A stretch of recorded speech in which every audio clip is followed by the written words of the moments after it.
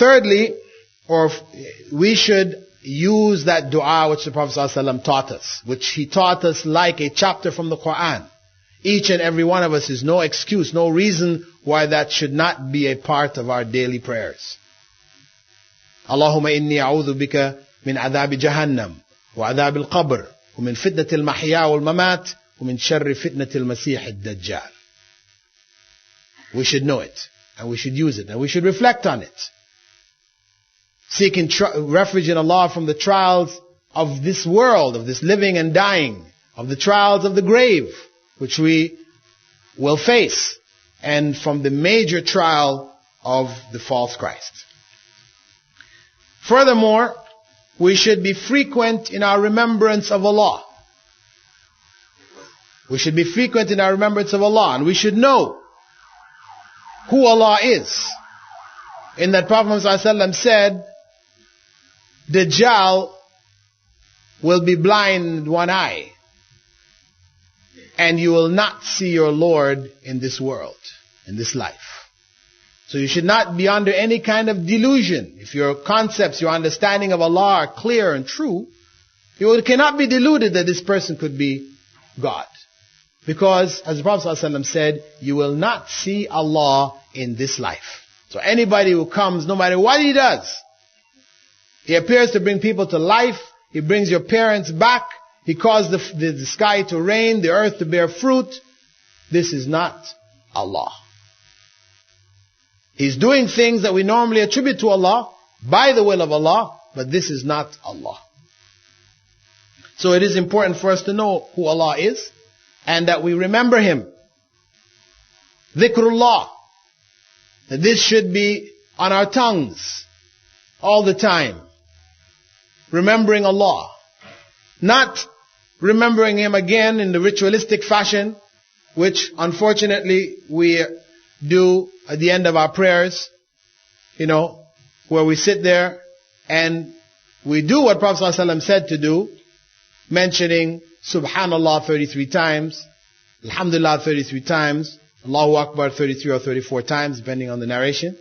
But the way that we do it, some people who accepted Islam and first came into the mosque, learned how to pray, and they observed Muslims after prayer, they came back to me and they asked me, what is it that Muslims are doing after the prayer?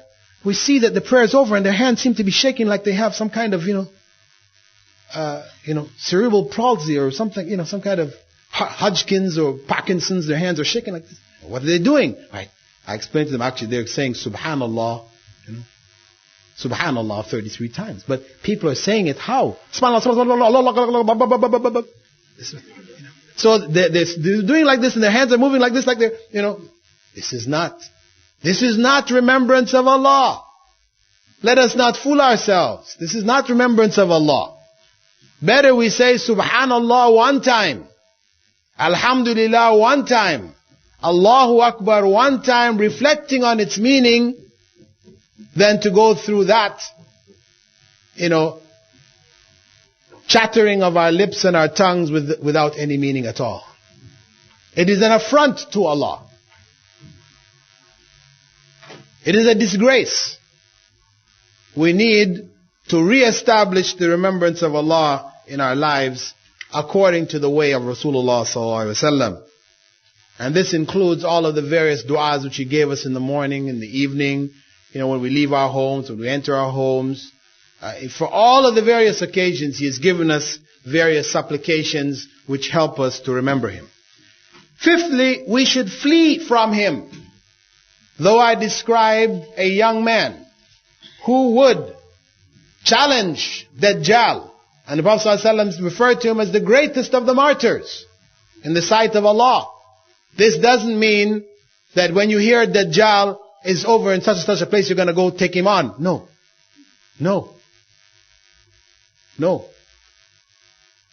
We should flee from him. When the trial of Dajjal comes, you hear he's in one town, flee. If you can get to Mecca or Medina, try to get there. Or whatever, wherever you hear he is, try not to be there. Prophet ﷺ said in an authentic hadith, which are found in the Sunan Abi Dawood, whoever hears about Dajjal should go far away from him. By Allah, a man will come to him believing that he is himself a true believer and end up following him due to the doubts which he created in him. This is the point. Don't think that we are strong. We can stand before Dajjal. No. Prophet ﷺ's advice is get as far away from him as possible. So, this is a reminder to you. And it is your duty to pass that reminder on. That people get the correct information about Dajjal.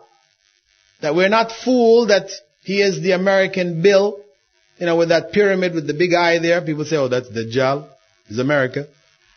Or we don't get fooled that, he is, he and his forces will be the United Nations, because there's some inauthentic narrations which say that the followers of Dajjal will have blue caps.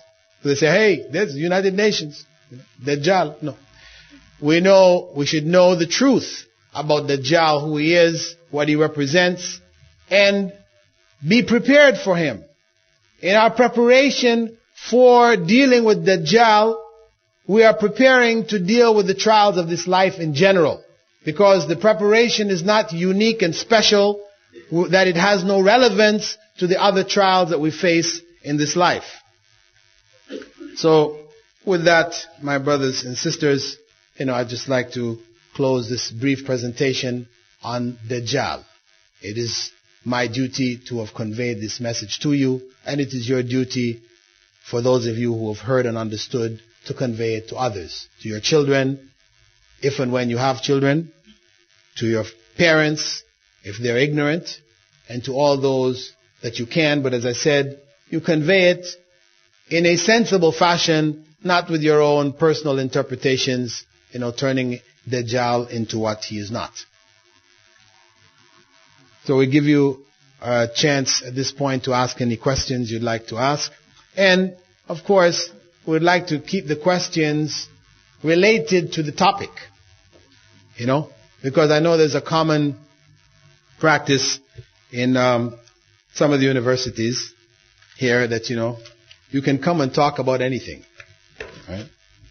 And as soon as you finish talking about it, somebody jumps up and asks you, well, how do we establish the Khilafah? Hey, we can have a talk about establishing the Khilafah, and that's a talk, and that's the place for that question. But otherwise, let's try to keep the questions, reasonable. It's not about, I'm going to try to push my ideas and my thoughts down everybody's throat. Everybody needs to hear about this. No. Inshallah, we have heard about it, and inshallah, we do support the struggle to reestablish the Khilafah.